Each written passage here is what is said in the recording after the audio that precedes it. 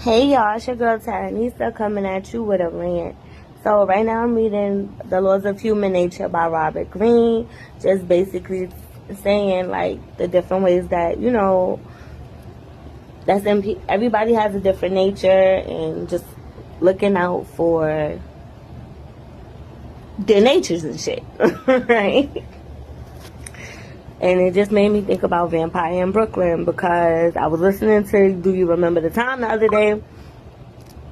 And in the video, Eddie Murphy is supposed to be Egyptian, but he got the same accent as he does in Vampire in Brooklyn. And I was like, Eddie Murphy, that was terrible. Like, you really had something to turn this out. It wasn't even giving blah, blah, blah. It was giving like, how is it? It was like, hold on. Do you be wanting to go to the store? I guess. But it's like, how you a vampire in Egypt too? Like, you was just migrating everywhere, Eddie Murphy? Eddie Murphy! No, Eddie Murphy.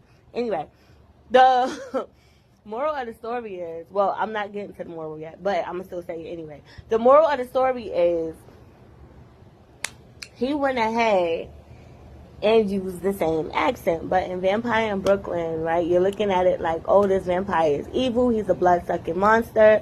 He's running around killing people, right? But if he's not drinking blood, then he's not going to be able to survive. He has all this superhuman, this supernatural ability within him, right? Because let's face it, everybody always says humans are tapped into only 10% of their brain, right? And then also we fear what we don't understand as well. So when you're not tapping into all the parts of your brain and you are living in fear of your natural abilities and your born gifts and you're not expanding on that, of course you're only going to be able to tap into some parts of you. This is why some people only feel like they have one gift or one talent and they can't go any further than that. And then they surprise themselves when they start to get bored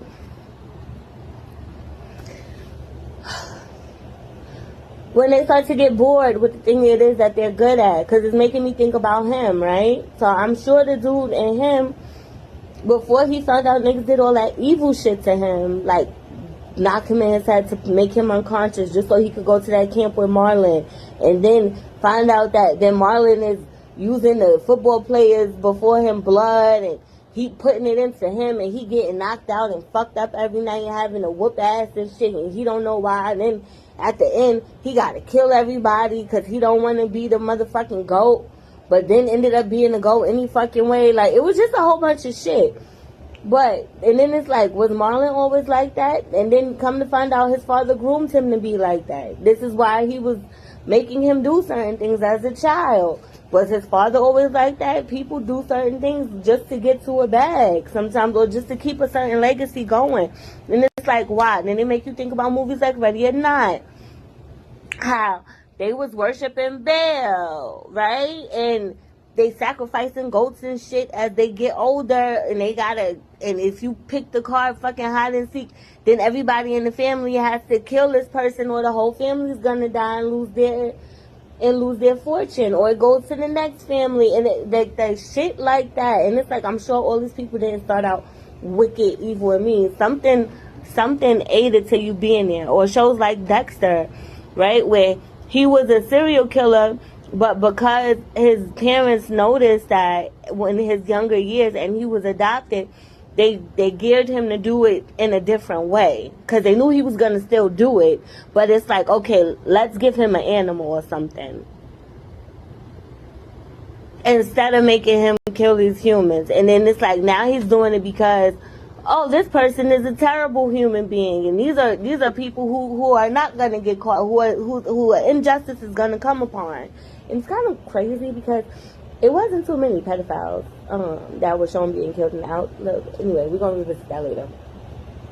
But it takes you back to the whole, and then come to find out he had a brother, and him and his brother witnessed a murder when they were children, and they were lying in a pool of freaking blood as babies.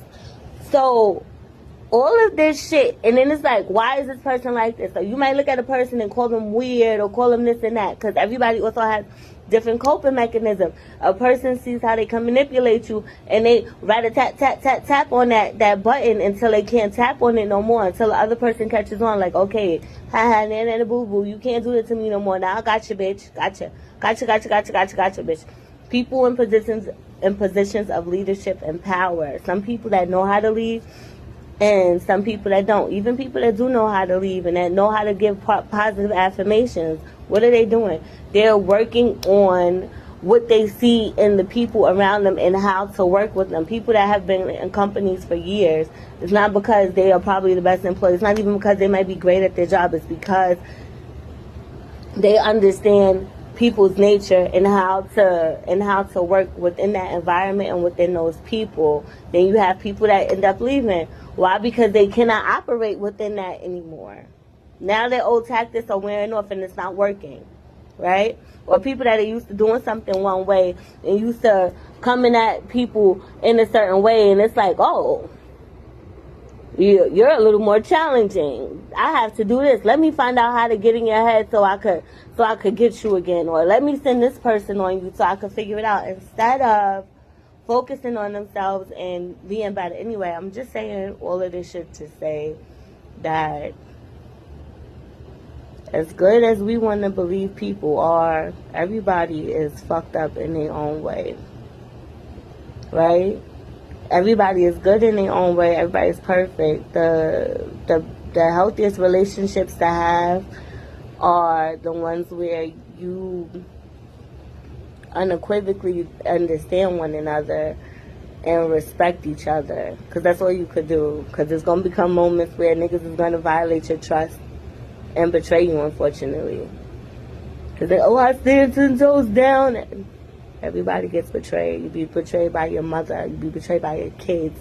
You be betrayed by your father. You be betrayed by your siblings, by your cousins, by your grandma, by every fucking body that you think is supposed to help and protect you when they were just really there to be used as tools to teach you life lessons early so you don't fall for the okie doke later. But nobody really thinks about it like that. That's why they compare white families and black families.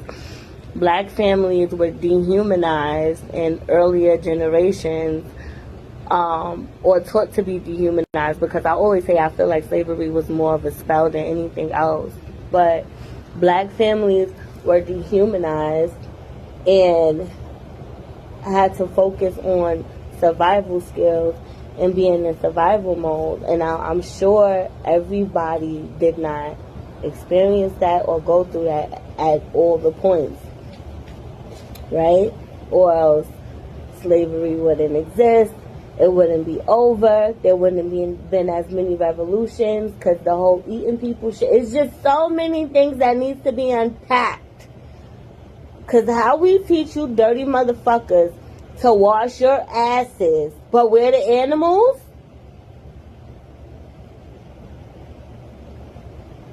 You admired us so much, how we would adorn ourselves, that you wanted to learn from us, and it's like, get the fuck on with that. Like, it's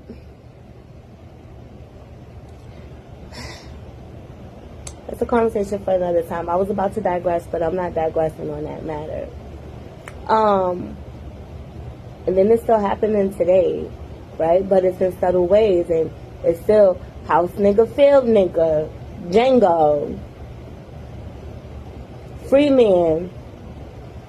And just because you're a free man, it doesn't mean, oh, I was born free. It means, nah, motherfucker. How you get to be free and run around and do what you doing, but I don't. Like, nah, I got the same rights as you, motherfucker. You know what? I feel like I'm getting off track here. And I'm getting a little upset. So, I'm gonna just leave it here. I hope you see a great pair of tits tonight. Even if they're young, since they Leos is having these stuff.